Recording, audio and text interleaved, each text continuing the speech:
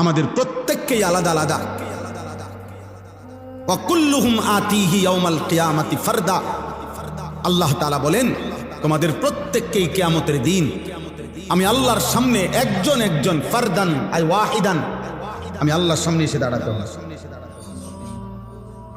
ওয়া কুল্লুহুম আতিহি ইয়াউমাল কিয়ামাতি ফারদান আই কি ওয়াহিদান, একজন একজন, একজন একজন, একজন একজন।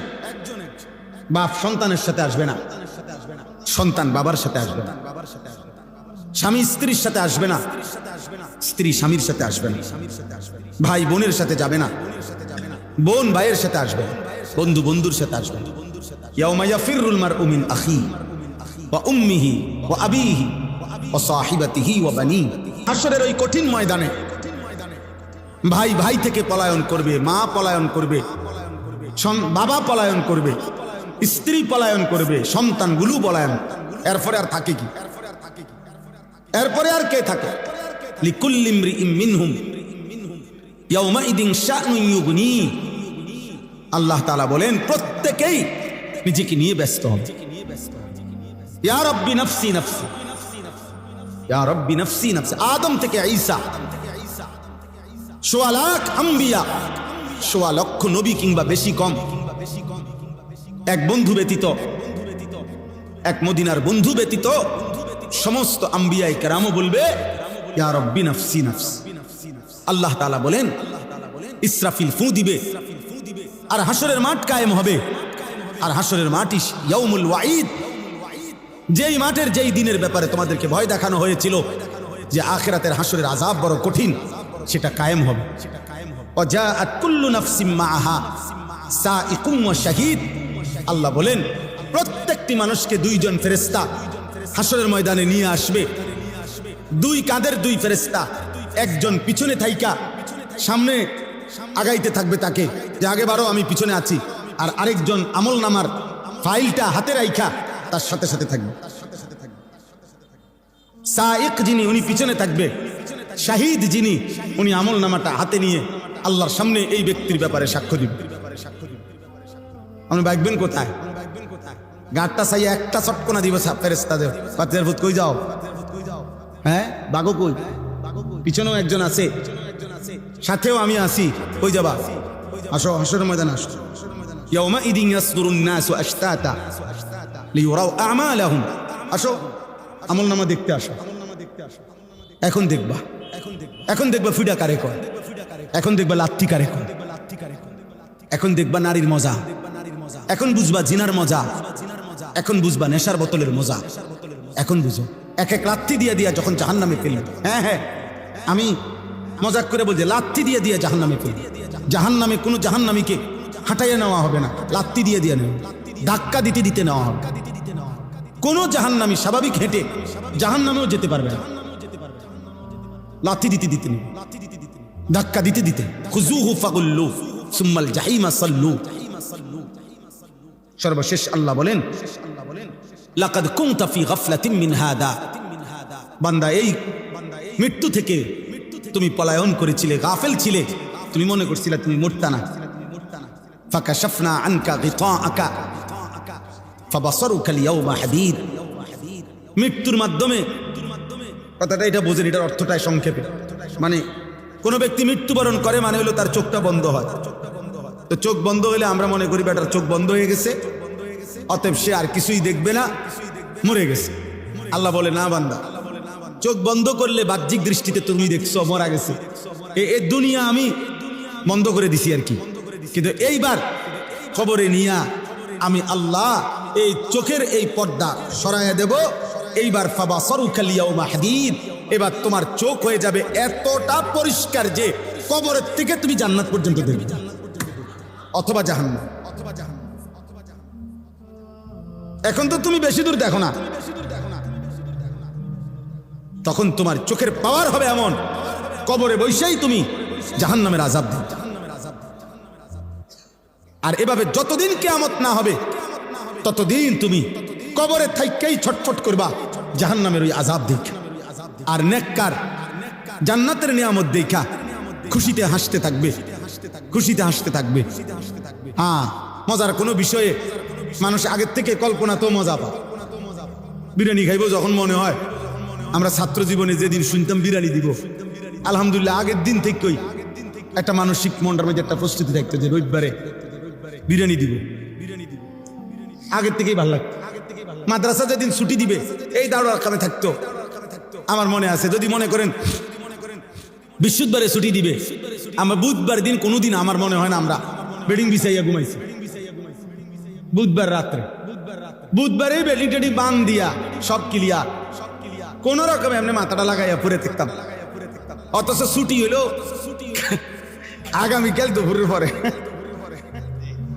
কিন্তু মজা লাগতেছে যে বাজ্জাম। তো জান্নাতি বান্দা জান্নাত দেখেই মজা পাইতে থাকবে আর বলবে ইয়া রব্বি আকিমিস সাআ, আল্লাহ কিয়ামত হয় না কা, ইসরাফিল ফু দে না কা, হাত্তা আরজিআ ইলা আহলি, আমি আমার পরিবার আমার হুরেরা আমার জান্নাতে যাবো না আমি। আর নাফরমান বলতে থাকবে হাদিসে ইয়া রব্বি লা তাকুমিস সাআ, হে আল্লাহ কিয়ামত যেন না হয়, ইসরাফিল যেন ফু না দেয়। আহা, এই আযাবে আমি কেমনে থাকি? আল্লাহ আমাদেরকে হেফাজত করেন। অতএব প্রিয় ভাই, একটা ছেলেকে অনুরোধ করছি, দোস্ত আমি অনেকক্ষণ বললাম, ছেলেরা আমার একটা ছেলেকে অনুরোধ করলাম, নষ্ট হইও না, নষ্ট হইও না। নারীর ফান্দে জীবন শেষ করে দিও না, মোবাইলটার দিয়া জীবনটা নষ্ট করে দিও না। একটা মোটরসাইকেলের জন্য এমন সুন্দর একটা যুবক নষ্ট হয়ে যায়ও না। 12,000 14,000 টাকার একটা মোবাইলের কাছে এমন একটা হায়াত, এমন একটা জীবন চরিত্রহীন বানায় দিও না, বরং জীবনটা সুন্দর করার চেষ্টা করেন। প্রত্যেকের কাছে অনুরোধ, নবী সাল্লাল্লাহু আলাইহি সাল্লামের একটা সুন্নাত আমল করবেন। আল্লাহ তাআলা আমাদেরকে তৌফিক দান করেন। আল্লাহর কথার উপরে সামান্যতম তুচ্ছ তাচ্ছিল্য করা এটা কুফরি, কুফরি, ডাইরেক্ট কুফরি। ইস্তেহজা কুফরি মানে ঠাট্টা করা, তুচ্ছ তাচ্ছিল্য করা কোনো কথা দ্বারা, শব্দ আচরণ উচ্চারণ দ্বারা। প্রিয় ভাই, একটা হলো আমল না করা, আর একটা হলো অবজ্ঞা করা। দাড়ি না রাখা এটা কবিরা গুনাহ, কিন্তু অবজ্ঞা করা, টিটকারি করা, বিদ্রুপ করা কুফরি। এটা জরুরি কথা, কিন্তু এজন্য ফাইজলামি সবখানে না, মস্কারি সব জায়গায় না। তুমি না শুনলে কোনো সমস্যা নাই, আমি তো আগেই বললাম, কিন্তু আল্লাহর কথা শতভাগ মনোযোগ দিয়ে শুনতে হয়। কোরআনুল কারীমের মধ্যে বারবার আল্লাহ তাআলা এই কথাটা বলছে, ফাসতামিউ লাহু ওয়া আনসিতু। আমার কোরআন আল্লাহ আদেশ করেছেন তোমরা মনোযোগ দিয়ে শোনো এবং চুপ থাকো, লাআল্লাকুম তুরহামুন। আল্লাহ তাআলা বলেন যদি মনোযোগ দিয়ে শোনো, চুপ থাকো, আমি আল্লাহ ওয়াদা করলাম অবশ্যই তোমাদের উপরে রহমত বর্ষিত হবে। এই সরাসরি আল্লাহর ওয়াদা। এজন্য যে আল্লাহর কথা মনোযোগ দিয়ে শুনবে, চুপ থেকে শুনবে, আল্লাহ তার উপরে রহমত বর্ষণ করবে। এন্ড রহমত বর্ষণ করবে মানে কি? তাফসীরে রুহুল মাআনিতে আছে তাওফীকুত তাআ, ইউওয়াফিকুহুত তাআ। আল্লাহ তাআলা তাকে ওই কথাগুলোর উপরে আমল করার, আনুগত্য করার, আমল করার তৌফিক দান করবে। হযরত এইমাত্র বললেন আমার পরম শ্রদ্ধেয় উস্তাদ, বাংলাদেশের মুরব্বী, বাংলাদেশের হাজারো লাখো উলামায়ে কেরামের অভিভাবক, হেফাজতে ইসলাম বাংলাদেশের সংগ্রামী মহাসচিব আল্লামা শায়েখ সাজিদুর রহমান দামাত বারাকাতুহুমুল আলী, একেবারে ছোট্টবেলায় জিন্দেগির প্রথম মাদ্রাসার পড়ালেখা বলতে যা বুঝায়, আমি সেটা দারুল আরকামি পড়ছি। হুজুর আমার উস্তাদ, উস্তাদ না শুধু অনেক প্রিয় উস্তাদ, আমাদেরকে ব্যক্তিগতভাবে অনেক আদর করে, অনেক আদর। সর্বপ্রথম যাদেরকে দিয়ে, সর্বপ্রথম যেই বেস দিয়া দারুল আরকাম মাদ্রাসা ওই মেড্ডা পীরবাড়ি চালু হয়েছে, যেখানে আমি সেই বেসের ছাত্র, আমাদেরকে দিয়েই মাদ্রাসা চালু হয়েছে। সেই এই মসজিদ, পুরান মসজিদের কাজ, রাস্তার সামনে যেই মসজিদটা আমরা নিজেরা কাজ করছি,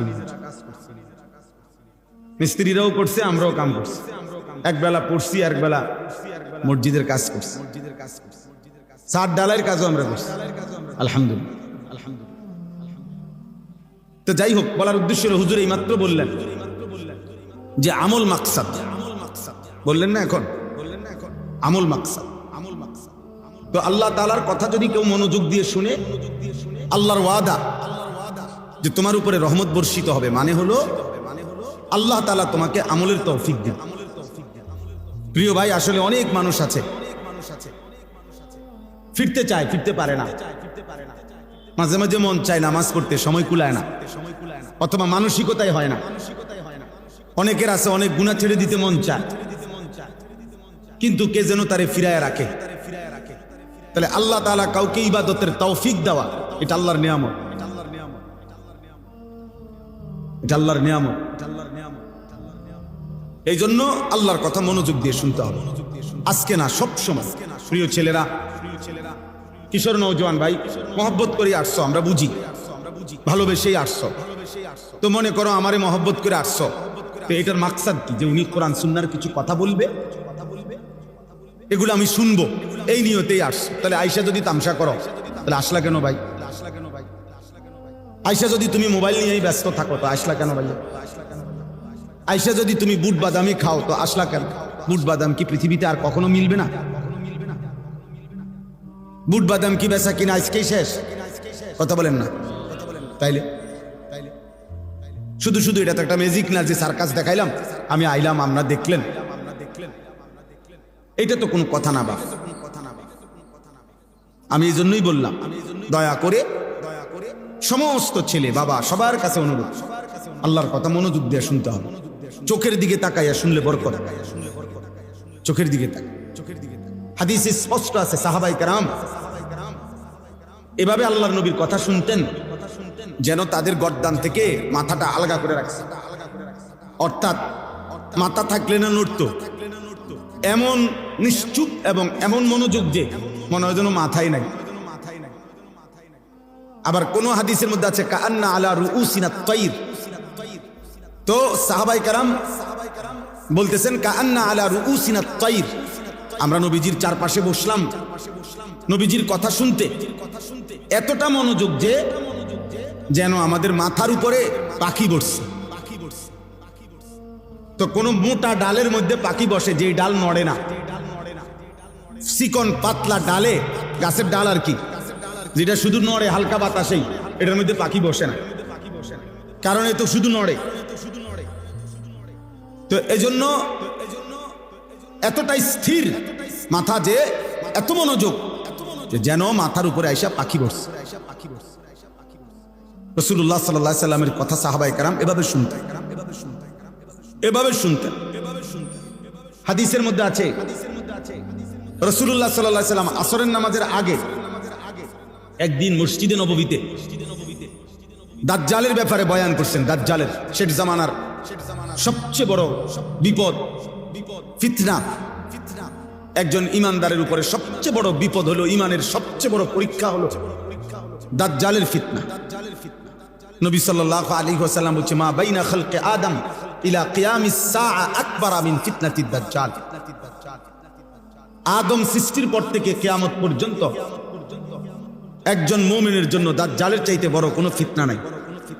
নবী সাল্লাল্লাহু আলাইহি ওয়াসাল্লাম এই দাজ্জালের ব্যাপারে নবীজি আসরের নামাজের আগে বয়ান করছেন সাহাবাদের কাছে। দাজ্জালের সবচেয়ে বড় বিপদ হলো দাজ্জাল মানুষের ঈমান হরণ করে কোটি কোটি মুসলমান, কোটি কোটি মুসলমানকে মাত্র 40 দিনের মধ্যে বেঈমান কাফের বানায় ফেলে। একেবারে প্রকাশ্য কাফের, আচরণগত কাফের না, ডাইরেক্ট কাফের, কাফের বানায় ফেলে। আর কোন মানুষের জন্য ঈমান হারা হওয়া সবচেয়ে বড় বিপদ। ভাত 2 বেলা না খাইলে কোনো সমস্যা নাই, মাটির ঘরে থাকলেও কোনো সমস্যা নাই, বিছনা খাট পালং সবার সমান না হইলেও অসুবিধা নাই, কিন্তু ঈমান হারা হইলে বড় অসুবিধা, বড় অসুবিধা। ঈমান হারা হয়ে কবরে গেলে অনন্তকালের জন্য জাহান্নামেই ঝুলতে হবে, আর কোনোদিন মুক্তি মিলবে না। খালিদিনা ফিহা, অনন্তকাল। তো আল্লাহর নবী সাল্লাল্লাহু আলাইহি সাল্লাম এই দাজ্জালের ব্যাপারে সাহাবাদেরকে বর্ণনা করছেন আসরের নামাজের আগে। আর মিসলে আউয়ালে আসরের নামাজ পড়িলে মাগরিব পর্যন্ত এখনো সৌদি আরবে আসরের নামাজের শুরু ওয়াক্ত নিয়ে উলামায়ে কেরামের মধ্যে একটু ইখতিলাফ আছে, আমাদের হানাফি মাযহাব মতে এবং অন্য মাযহাব মতে।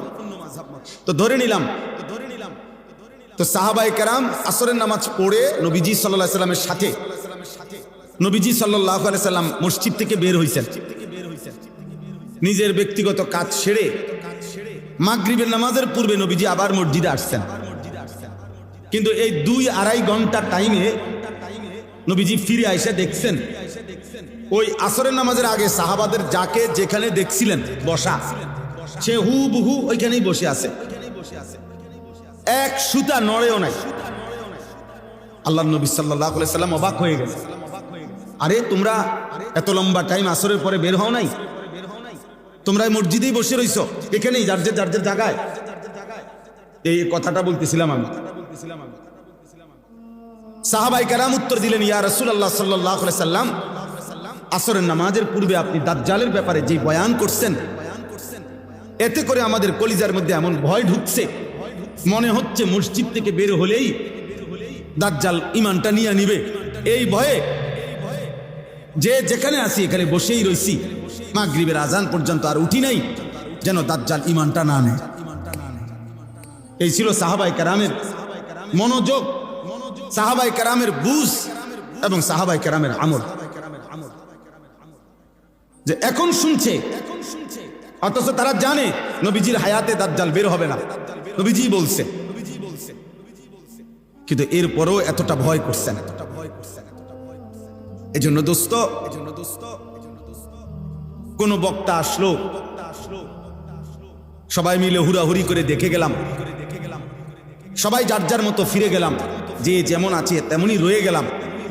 প্রিয় ভাই আমার, এতে তেমন কোনো ফায়দা নাই। জনপ্রিয়তা একটি ধোঁকা, এটা ধোঁকা, এটা অজব, আত্মমুগ্ধতা, তরিকতের ভাষায়, তাসাউফের ভাষায় এটা অন্তরের একটি মন্দ রূপ। এই যে মানে আমার এখন অনেক জনপ্রিয়তা, আমার অনেক ভক্ত, নিজের কাছেই নিজে অবাক হওয়া, অথবা অন্যরাও মনে করা কারো কোনো জনপ্রিয়তা দিয়ে বক্তারও কোনো লাভ নাই, শ্রোতারও কোনো লাভ। এটা স্পষ্ট মনে রাখতে হবে। আজকে যদি আমারে বাংলাদেশের 1 কোটি মানুষ না 10 কোটি মানুষ আমার যদি চিনে, তা আমার কবর রাজাব মাপ্ত, তাহলে আমার জনপ্রিয়তা দিয়ে আমার কি লাভ হলো? তা আমি এই জনপ্রিয়তা দিয়ে ঘাস নি কাটব? বলেন বলেন বলেন। তারপরে এবার আপনারা বলেন, মনে করেন আমার 1 কোটি মানুষ চিনে, তো আপনার কি লাভ? চিনে আমারে না, তো আপনার কি লাভ? বলো, একটা ছেলে বলো, বাবা তোমার কি লাভ? আমারে চিনে আরি বুঝলাম। মনে করো আমার 10 কোটি মানুষ চিনে, তো তোমার কি হইছে? তোমার ফায়দা কি? আমারে চিনলে তোমার কি? আমারে না চিনলে তোমার সমস্যা কি? আমি কি তোমার ভাত খাই? তাই এই জন্য বুঝাইলাম, জনপ্রিয়তা দিয়ে বক্তারও কোনো ফায়দা নাই, শ্রোতারও কোনো কি নাই ফায়দা। ফায়দা ওই এক জিনিসই, ঈমান এবং আমল। ঈমান এবং আমল, ঈমান এবং আমল, এটাই বাঁচার মাধ্যম, এটাই মুক্তির মাধ্যম। আমার জন্য, আপনাদের জন্য, ছেলেরা তোমাদের জন্য, বয়স্ক বাবা আপনাদের জন্য।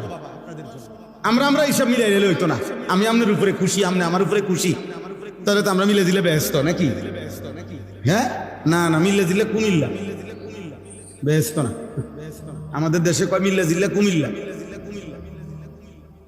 তার মানে আপনি আমারে টাকা 500 দিচ্ছেন, আমি আপনার চা বন খাওয়াইছি, আমরা মিলে গেলে হবে না। আমাদের প্রত্যেককেই আলাদা আলাদা। ওয়াকুল্লুহুম আতিহি ইয়াউমাল কিয়ামাতি ফারদা। আল্লাহ তাআলা বলেন, তোমাদের প্রত্যেককেই কিয়ামতের দিন আমি আল্লাহর সামনে একজন একজন, ফারদান আই ওয়াহিদান, আমি আল্লাহর সামনে এসে দাঁড়াতে হবে। ওয়াকুল্লুহুম আতিহি ইয়াউমাল কিয়ামাতি ফারদান আই কি ওয়াহিদান, একজন একজন একজন একজন একজন একজন বাপ সন্তানের সাথে আসবে না, সন্তান বাবার সাথে আসবে না, স্বামী স্ত্রীর সাথে আসবে না, স্ত্রী স্বামীর সাথে আসবে না, ভাই বোনের সাথে যাবে না, বোন ভাইয়ের সাথে আসবে না, বন্ধু বন্ধুর সাথে আসবে না। ইয়াউমা ইয়াফিরুল মারউ মিন আখিহি ওয়া উম্মিহি ওয়া আবিহি ওয়া সাহিবাতিহি ওয়া বানিহি। ভাইয়া অন্যদিকে তাকায়ও না ভাই, ওরা বসবে, যারা বসার তারা বসবে। নওজোয়ান এদিকে তাকাও। তাইলে আল্লাহ তাআলা বলেন হাসরের ওই কঠিন ময়দানে ভাই ভাই থেকে পলায়ন করবে, মা পলায়ন করবে, বাবা পলায়ন করবে, স্ত্রী পলায়ন করবে, সন্তানগুলো পলায়ন। এরপরে আর থাকে কি? এরপরে আর কে থাকে? লিকুল্লি ইমরিইম মিনহুম ইয়াউমাইদিন শা'নুন ইউগনি। আল্লাহ তাআলা বলেন প্রত্যেকেই নিজেকে নিয়ে ব্যস্ত হবে। ইয়া রাব্বি নাফসি নাফসি, ইয়া রাব্বি নাফসি নাফসি। আদম থেকে ঈসা, সোয়া লাখ আম্বিয়া, সোয়া লক্ষ নবী কিংবা বেশি কম, এক বন্ধু ব্যতীত, এক মদিনার বন্ধু ব্যতীত সমস্ত আম্বিয়ায়ে কেরামও বলবে ইয়া রাব্বি নাফসি নাফসি।